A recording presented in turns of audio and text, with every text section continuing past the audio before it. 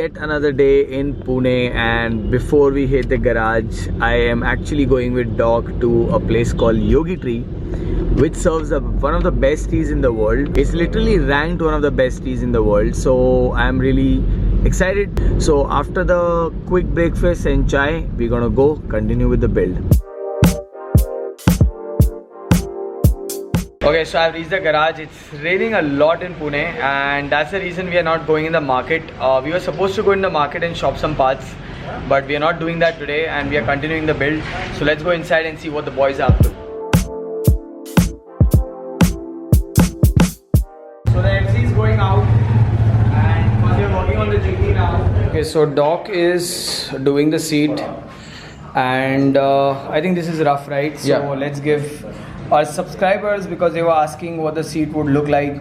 So we're gonna raise the seat up front to make the tank, a little less prominent in this section. Right. And then we're gonna have just a little lettering effect like the old Triumphs that used to have, to give it the more vintage Triumph sort of seat, but with the Enfield. And I think this arrangement would be nice, that there could be a rack here, which I'm planning. Yeah, we are gonna do it. So basically, the rack will be somewhere from here. There'll be like a bolt-on mount, with this sort of thing, and then the rack will just go on, and then this will be a 3D sort of rack, and with twin mounts on the frame.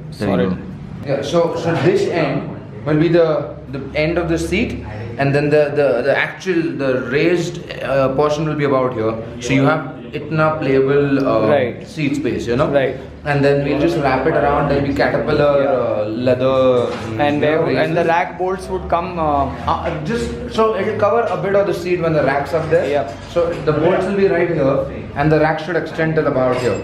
Let me show you guys where the rack bolts would be. If you notice, the frame itself has 2 holes here, so we can actually plan the one of the mounts here, and the second mount will be on the other side. So this will be how it will be bolt-on rack, and it will be a very sleek rack.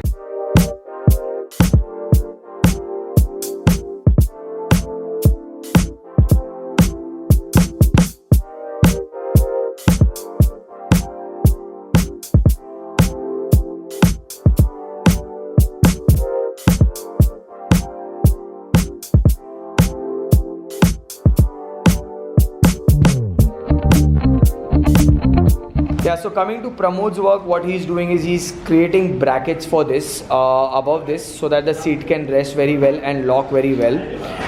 We are not going to change the mechanical things, because this is very important for us. We're not changing anything original.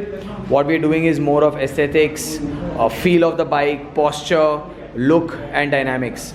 That's the whole thing. So now the work will continue. Today we'll also do the collar work, which is actually quite behind. So what we're going to do is we're going to add some metal here, and the collar will continue from here to here, which will look like the original GT tank.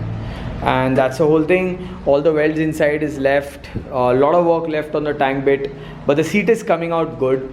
Pramod has also bent this a little bit. As you can see that there's a curve here, so we are trying to get as much as line level we can get.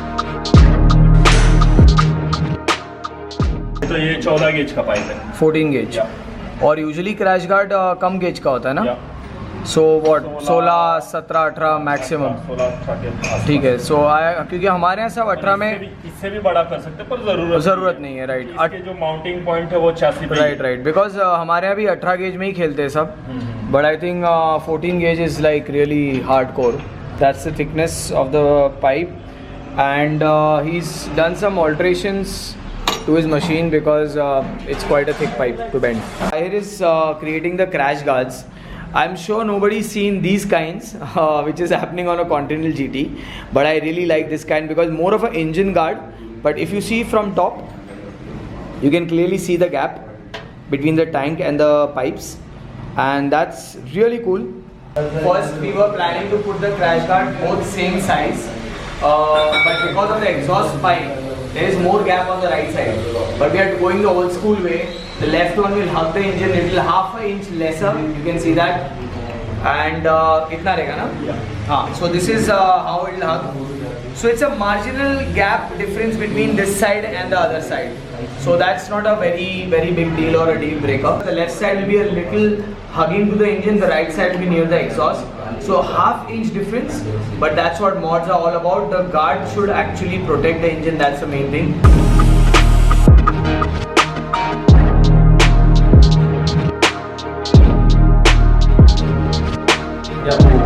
So in fact it looks like it's quite equal. If you see it in a point of view, it is very similar. Actually looking balanced and looking perfect according to me also. Decent gap for the gear thing and decent gap for the exhaust cover also. We've tagged this crash guard, especially engine guard and the tank guard here. Usually there is also one loop which goes from here all the way to the other end, and that actually protects the guard harder. So if this bike takes a crash, the equilibrium is good and the crash guard can take the impact. However, as per the design, what we are feeling right now is that we will not add the loop, we'll keep it like the butterfly way. But the disadvantage of this is that when the bike crashes, this would immediately take the impact and go bend. But then crash guards are made for that. They're supposed to take the impact, which is the first impact, and after that you have to remove it and throw it and put a new one. But a lot of people don't do it. They make it straight again and continue riding. So we could do that, or we'll keep it for later thinking, right Doc? Yeah. So we'll keep it for later thinking. That's what we can always add it later on. Yeah, we can always add that part later on if we feel it's quite big. So this is 14 gauge pipe. As it is, it's strong. So we'll stick to the current design. If not, we'll add the loop because we are also creating a badge plate for this bike. We are working on the seat. We are working on the tank collar. We are working on the most important part is the front look. So you all already have an idea. We are planning to incorporate the square light. As you guys have already seen that I have shown this light before also during my bi-color auxiliary light. This is provided by Auxbeam, and they were also wondering where will I install this. But this is a crazy headlight which I really liked it. What difference we are doing is, I think I'll show you guys what's the whole setup. So instead of putting this light like this, which ideally it should be, I am actually planning to put it this way because I feel it gives a little tall stance, and that's what I want. We're gonna have a ballistic mask over it. So the mask will cover in such a way that you won't be able to see that the light is square or round behind, and it will only highlight the bezels of basically all the HID and the high beam DRLs also. So I think this will look really nice. It'll be a one-sided setup, and the other side also has a high beam here. So basically this has 3 projector lights and 4 DRL segments, as you can see. I'll show you better that way. So this is DOT approved, this is approved, and if you want to check these lights out, the description will have all the details.